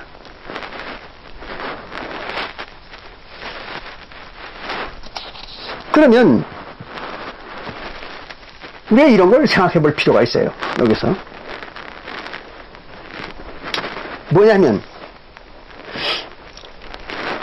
마태복음 26장 26절부터 28절에 보면 여기 예수님의 11제자는 예수님이 새 언약의 떡과 포도주를 먹였어요. 가룟 유다는 빠져나갔으니까. 그 11제자는 떡과 포도주를 먹였어요. 그럼 나머지 500여 형제들은, 교인들은, 500여 명의 교인들은 여기 한 사람도 참석을 안 했습니다. 예수님이 십자가에 달리실 무렵 그때의 예수님의 제자들이 12제자가 있었고, 그리고 이제 교인들은 한 500여 명이 있었다고 그렇게 기록하고 있죠. 그거는 여러분들이 나중에 고린도전서 15장 1절부터 6절을 보면 거기 나옵니다. 고린도전서 15장 1절부터 6절을 보면 그 당시에 500여 제자들이 있었다고 여기 나와요. 그런데 그 500여 제자 중에 단 한 명도 여기 같이 참석을 안 했습니다. 이것은 왜 그랬는가 하면 예수님께서 이제 자기의 11제자에게 모든 자기가 가지고 있는 권한, 즉 성령을 주는 권한까지를 다 위임하기 위해서 이렇게 했던 거예요. 그래서 먼저 1차로다가 자기 제자 11제자에게 새 언약을 세웠던 겁니다. 십자가에 달리기 직전에. 이걸 잘 이해하셔야 돼요. 그래 놓고는 이제 예수님이 이제 부활하고 나서 바로 이제 예수님의 11제자에게 그 권한을 위임합니다. 구원 주는 권한을 위임하는 거예요. 지난번에 1차 설명을 했던 겁니다. 요한복음 20장 22절과 23절에 나오죠. 이게 이제 제자들에게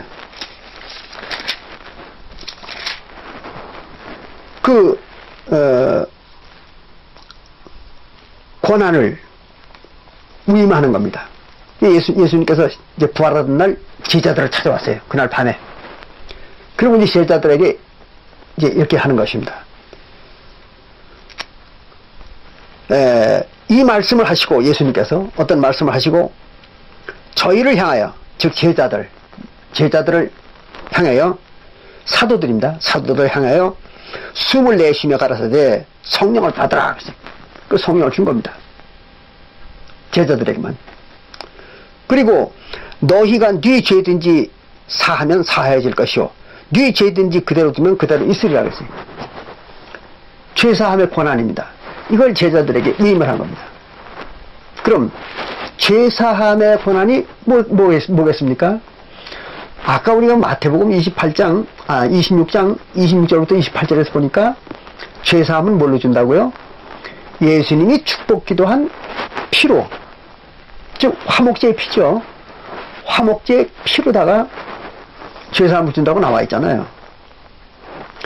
그러면 마태복음 26장 28절에서는 26장 26절 28절에서는 예수님이 제자들에게 죄사함을 주는 포도주를 먹였죠. 그 권한을 제자들에게 위임하는 거예요. 지금 요한복음 20장 22절부터 23절에. 그러니까 이때부터는 예수께서 부활하신 직후부터는 누가 그 죄사함의 피를, 즉 화목제의 피를 누가 축복해서 줄 수가 있습니까? 제자들이잖아요. 이때부터는 이제 제자들이 그 죄사함 주는 포도주를 축복 기도해서 줄 수 있는 권한을 받았던 겁니다. 그래서 제자들이 그 축복 기도한 포도주, 즉 화목제의 피죠. 그거를 갖다가 줄 권한을 받은 거예요, 제자들이. 이게 그 얘기입니다. 이거 잘 이해하셔야 됩니다. 이렇게 해서 이제 제자들이 구원 주는 권한을 받은 겁니다. 그럼 이때부터는 예수님은 어떻게 됐을까요? 못 주죠. 예수님과 하나님은 구원 못 줍니다. 이때부터는. 왜냐? 일단 예수님의 제자들에게 구원의 권한을 줬으니까. 죄사함 주는 권한, 이걸 줬으니까.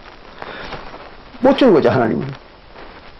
이 권한을, 죄사함을 주는, 구원 주는 권한을 제자들에게 위임을 하고, 또 예수님이나 하나님이 또 자기들도 구원을 준다 그러면 말이 안 되는 거죠. 그렇잖아요. 권한을 일단 위임을 했으면, 이양을 했으니까 자기들은 주지 말아야죠. 근데도 이제 오늘날 모든 기독교애들은 어떻게 생각합니까? 하나님이 구원 준다는 거예요. 또 뭐 예수가 구원 준다는 거예요. 또 어떤 교회에서는 뭐 자기네 교회에 재림 예수가 왔는데 그 재림 예수가 구원 준다는 거예요. 황당한 사람들이죠. 이런 논리적이 아닌 이런 주장들을 하면은 그게 뭡니까? 비논리적이니까 비성경적이죠. 성경이라는 게 그렇게 비논리적이어서야 그것도 성경이라고 할 수가 있습니까? 말이 안 되는 얘기죠. 그렇게 해서 이제 사도들만 구원을 줄 수가 있는 권한이 있던 거예요. 그때부터. 그럼 예수님은 이제 빠졌습니다. 하나님도 빠졌어요. 물러나 앉은 겁니다. 그리고 이때부터는 예수님의 사도들이 구원을 주는 권한을 행사했던 거예요. 그거는 이제 사도행전 8장 16절을 보면 압니다. 또 시간이 없어가지고 그건 이제 설명 지난번에 한번 했죠. 그래서 그걸 생략을 합니다. 이제 그렇게 하고 나서는 예수님이 가르쳐 준 게 뭐냐 그러면 없어요. 근데 이제 승천하기 직전에 부활한 다음에 승천하기 직전에 예수님이 제자들을 모아놓고 사도들을 모아놓고 뭐냐면 마태복음 28장 19절에 너희들이 가서 제자를 삼고 그들에게 아버지와 아들과 성령의 이름으로 침례주라. 그거죠 뭐. 그럼 아들과 아버지의 이름이 뭡니까? 아버지와 아들과 성령의 이름이 예수 그리스도죠. 예수가 아버지였고 사도시대는, 신약시대에는 또 예수가 아들이었고 성령이었으니까 예수 그리스도의 이름이죠. 그래서 예수님의 제자들은 다 예수 그리스도의 이름으로만 침례를 줬잖아요. 사도행전 2장 38절, 또 사도행전 8장 16절, 또 사도행전 10장 48절 다 예수 그리스도의 이름으로 침례 줬잖아요. 그러니까 아버지와 아들의 이름이 뭐예요? 예수 그리스도죠. 그래서 이제 예수 그리스도의 이름으로 침례 줘라. 이거 이제 예수님께서 제자들에게 가르친 겁니다. 그게 하나 있고, 그 다음에 두 번째는 그건 이제 베드로가 설명을 했잖아요. 사도행전 2장 38절에서 각각 회개하여 침례받고 예수 그리스도의 이름으로 침례받고 그 다음에 죄사함을 받으라. 그럼 죄사함이 누가 주는 거예요? 사도들이 주는 거잖아요. 어떻게 해가지고 떡과 포도주를 갖다가 화목제물에 피우다가 그 화목제물에 살과 피우다가 기도해가지고 그래 주는 거잖아요. 그게 이제 죄사함 주는 방법이죠. 그걸 하면 그 다음에 이제 성령은 선물로 받는다. 그 베드로가 이제 가르친 거 아닙니까? 그 두 가지죠 뭐. 그걸로 끝난 거예요. 그 이상 없습니다. 아무것도. 그리고 이제 우리가 시간이 없으니까 로마서 10장 4절을 보겠습니다. 그리고 이제 로마서 10장 4절을 보면 그걸로 끝이에요. 예. 그럼 로마서 10장 4절을 보면 이랬잖아요. 바울이 그리스도는 모든 믿는 자에게 의의를 이루기 위하여 율법의 마침이 되시니라세요. 율법의 마침이에요. 끝이야 그런 얘기입니다. 율법을 폐했으니까, 율법을 폐해버렸으니까 율법을 끝난 거죠. 율법을 지킬 게 없는 겁니다. 그러면 침례, 아까 예수님이 가르쳐준 침례 행하는 거하고 그 다음에 이제 침례 받은 자에게 죄사함의 방법으로 떡과 포도주를 먹이는 거, 축사한 떡과 포도주를 먹이는 거, 그래서 성령 받게 하는 거, 이건 뭐예요? 그건 이제 구원받는 절차죠. 그거는 그렇잖아요. 성령 받으면 그게 구원이잖아요. 그럼 성령을 받음으로써 모든 게 끝난 거잖아요. 그럼 예수님이 가르친 건 뭐예요? 성령을 받을 때까지의 과정만 가르친 거죠. 예수님께서는. 왜? 성령 받으면 그걸로 끝이니까. 구원 받았으면 끝이죠. 예수 믿는 목적이 뭡니까? 구원 받는 거잖아요. 그게 이제 베드로전서 1장 9절에 나와 있지 않습니까? 예수 믿는 목적, 즉 결국이라고 했잖아요. 예수를 믿는 결국은, 그 말은 예수를 믿는 목적은 영혼의 구원을 받음이라. 베드로전서 1장 9절 그렇잖아요. 그 예수 믿는 목적이 구원받는 건데, 영혼의 구원받는 건데, 영혼의 구원받으면 그걸로 끝난 거지 뭘 자꾸 해요. 뭘 또 합니까? 아니 자기 목적이 달성되는데 뭘 또 하는 거예요. 안 맞는 얘기잖아요. 일단 구원을 받았으면 그걸로 끝난 거예요. 예. 근데 오늘 어떤 교회들은 어때요? 무슨 절기를 지켜야 되니, 안식일을 지켜야 되니, 뭘 지켜야 되니, 11절을 바쳐. 이따우 그 되지도 않는 소리로 사람들을 속이는 겁니다. 자, 우리 한 군데만 더 보겠습니다. 갈라디아 4장 10절을 봅니다. 과연 그따위 짓을 해야 되겠는가? 갈라디아서 4장 10절에 이랬어요. 너희가 날과 달이라는 게 뭡니까? 상번제죠. 날은 상번제, 달은 월삭, 그런 얘기입니다. 에? 상번제나 월삭이나 그런 얘기예요. 상번제나 월삭이나 또 절기는 3차 절기가 있어요. 그러면 3차 절기, 절기와 또 물론 요즘에는 뭐 기독교들이 3차 절기에 해당되지 않는 이상한 절기, 뭐 부활절이 무슨 이런 절기들을 만들어가지고 또 지키기도 해요. 절기와 해는 매년 정월초하루 지키는 거, 해 이런 것들을 지키는 것을 삼가 지키니 그따우 상번제 그리고 월삭, 절기 뭐 이따우를 지키니 내가 너희를 위하여 바울이 그 성도들을 위하여 수고한 것이 헛될까? 두려워하노라. 내가 너희들을 지금까지 가르친 거 이게 헛되게 될까봐 두렵다는 거죠. 뭐 때문에? 교인들이 그 뭐 상번제를 지키고 무슨 안식일을 지키고 또는 월삭을 지키고 뭐 절기를 지키고 이따위 짓들을 하는 거 이렇게 되면은 내가 가르친 게 다 헛되다는 거죠. 그럼 지켜야 되겠어요? 안 지켜야 되겠어요? 지키지 말라는 거잖아, 이게. 바울이 그 지키지 말라는 겁니다. 이런 거 할 필요가 없는 겁니다, 그런 걸. 그걸 올라갈 교회들 어때요? 무슨 안식일을 지켜야 되느니, 무슨 월삭을 지켜야 되느니, 절기를 지켜야 되느니, 무슨 그 외에 또 알지도 못하는 절기들을 만들어가지고 그걸 또 지켜야 된다느니, 뭐 심지어는 또 11조까지 내고 또 헌금까지 내라고 이따위 짓들을 해가지고 돈을 착취하지를 않나. 이게 참 망가질 대로 망가진 겁니다. 그건 종교 아닙니다. 골로새서 2장 16절과 17절에도 나오잖아요. 그따위 하지 말라고. 그래서 그 골로새서 2장 16절에도 그랬지 않습니까?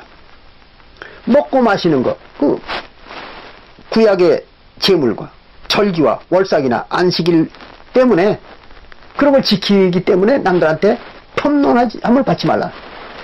편론이 뭐예요? 흉잡히는 거죠. 그 흉잡히는 짓을 왜 하느냐 이거죠. 그거 하지 말라는 거잖아요, 이게.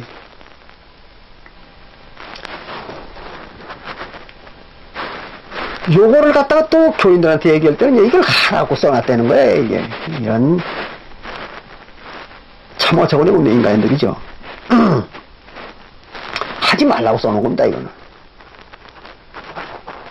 그러니 사도 바울이 이렇게 누차 그런 짓들을 하지 말라고 강조하고 있는데 그걸 해야 되겠습니까?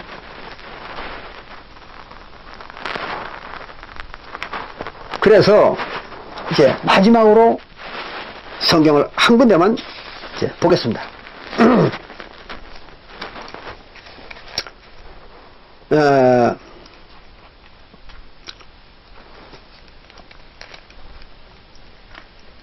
여러 군데 그 이제 성경 구절이 있어서 제가 이제 한 군데만 보여드리려고 합니다. 시간이 없어가지고.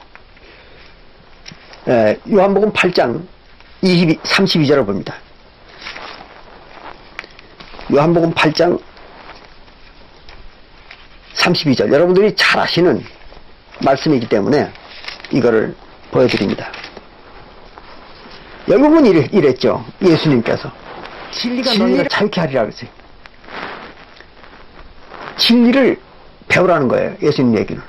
왜? 진리를 알아야 너에게 뭐가 온다? 자유가 온다는 거죠.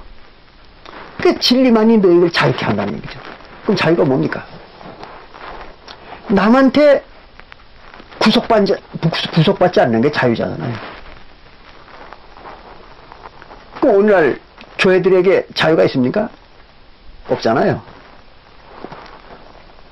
교회 구속을 받고 있잖아요. 뭐 예배 참석하고 싶으면 말고, 하고 싶으면 하고 말고 싶으면 말 수 있습니까? 안 되잖아요. 또 11조 내고 싶으면 내고 말고 싶으면 말아요? 그것도 안 되죠. 헌금 내고 싶으면 내고 말고 싶으면 맙니까? 그것도 아니거든요. 뭐 모든 것이 여러분들이 교회에다 목을 메고 있지 않습니까? 자유가 없는 거예요, 여러분들.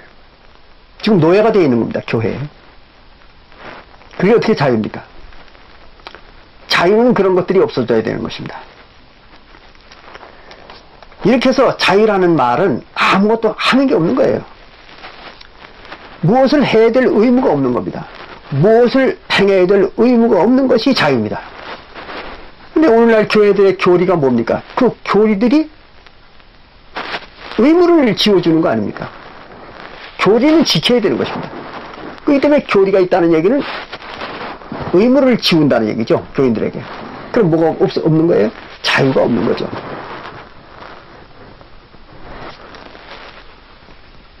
그게 성경적이죠. 그렇잖아요? 성경에서 예수님이 가르친 얘기입니다. 뭐 이 외에도 새 언약의 백성들에게는 완전한 자유가 이루어졌다는 게 여러 군데 나옵니다. 그래서 지금 시간이 없어서 그런 말씀을 다 못 드리고, 어쨌든 여기서 이제 오늘은 마치겠습니다만은, 성경을 늘 제가 누차 말씀드리는 거지만 확실하게 알 수 있는 방법은 오직 성령을 받는 것뿐입니다. 아무리 자기가 두뇌가 좋고 많은 지식이 있어도 성령을 받지 못한 사람들은요, 성경이 눈에 안 보입니다. 들어도 이해가 안 됩니다. 그러니까 이상하게 이런 것들이 지난 2000년 동안 아무도 몰랐던 것들이죠, 전부가. 이상하잖아요. 전혀 엉뚱한 방법으로 가르치고 엉뚱한 내용으로다가 교인들이 알고 이렇게 왔던 거죠. 2000년 동안. 그랬던 걸 이제 와가지고 제가 여러분들한테 이렇게 가르쳐 보지만 그게 제대로 이해가 될 리가 없겠죠. 또 먹히지도 않습니다. 그거 잘 알아요, 저도. 그러나 꼭 해야 되기 때문에 말을 하는 것 뿐이죠. 뭐 많은 사람들이 이런 지식을 받아들여 달라고 그거 하는 건 아닙니다, 물론. 자, 그러면 오늘은 여기서 마치고 다음 시간에 또 만나 뵙기로 하겠습니다. 감사합니다.